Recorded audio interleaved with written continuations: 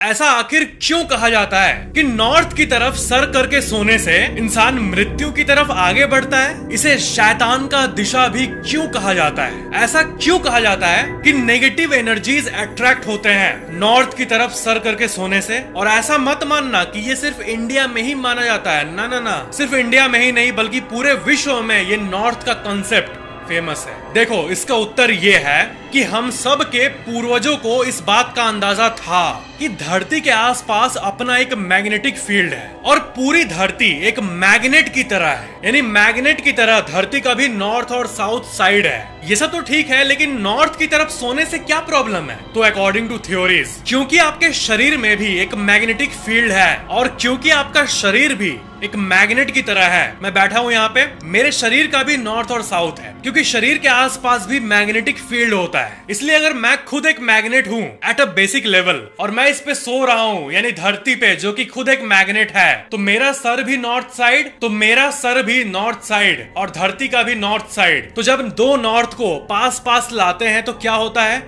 Repulsion, यानी वो दूर जाने लगते हैं। तो इस रिपल्शन से आपके शरीर के अंदर का जो खून है वो सर के एरिया से हट के पैर के एरिया पे आने लगता है और यही चीज बॉडी के लिए अच्छी नहीं होती। और यही बात पुरानी सभ्यताओं में हजारों साल से चर्चित है। पर सवाल ये है कि क्या ये सच है रियली में? क्या सही में दिमाग से खून हटकर पैर की तरफ जाने लगता है? देखो, विज्ञान यानी साइंस तो ये कहता है कि अभी तक कोई भी रिसर्च में ये साबित नहीं हुआ है, प्रूव नहीं हुआ है कि किसी भी तरफ सोने से एक्चुअल में कोई नकारात्मक प्रभाव है। यानी ये सिर्फ एक अंधविश्वास है। यानी ये लॉजिक तो बड़ा सही है पर इसमें कोई सच्चाई नहीं है। और सच्चाई कैसे नहीं है, साइंस क्यों ऐसा बोल रहा है, ये भी समझ लो। क्या है कि मैग्नेटिक स्ट्रेंथ यानी किसी भी मैग्नेट का पावर कितना है, ये माइक्रो टेस्ला में मापा जाता है। अब सुनो, धरती का जो मैग्नेटिक स्ट्रेंथ है वो है 65 माइक्रो टेस्ला, जो कि बहुत कम है। यानी धरती का मैग्नेटिक फील्ड है लेकिन वो बहुत छोटे लेवल पे एग्जिस्ट करता है। कंपैरिजन के लिए आपको बता दूं, अगर आप मार्केट से कोई चुंबक खरीद के लाओगे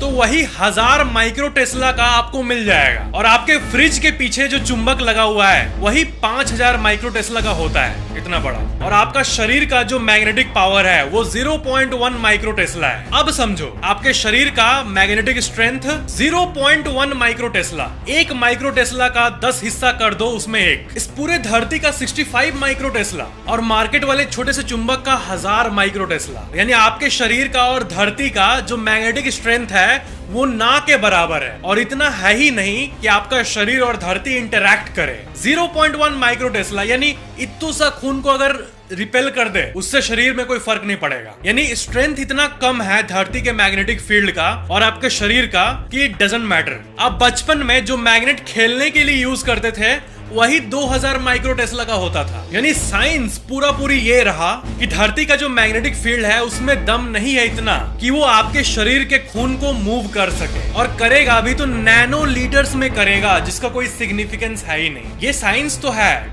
एकदम लॉजिकल, लेकिन फिर भी मैं नहीं मानता कि साइंस को सब कुछ पता है। मे बी कोई और कारण हो इसका, मे बी जो कि साइंस बाद में डिस्कवर करे कि जब लोग नॉर्थ के तरफ सर करके सोते हैं तो उनको अच्छा क्यों नहीं फील होता उठने के बाद। तो इसीलिए अगर आप साइंस एंथुसियास्ट हो तब तो बिंदास सो जाओ, जिधर सर करके सोना है उधर करके सो जाओ। लेकिन अगर आप किसी स्पिरिचुअल गुरुज या फिर स्पिरिचुअलिटी इन जनरल मानते हो तो फिर नॉर्थ छोड़ के बाकी किसी भी डायरेक्शन में सर करके सो जाओ।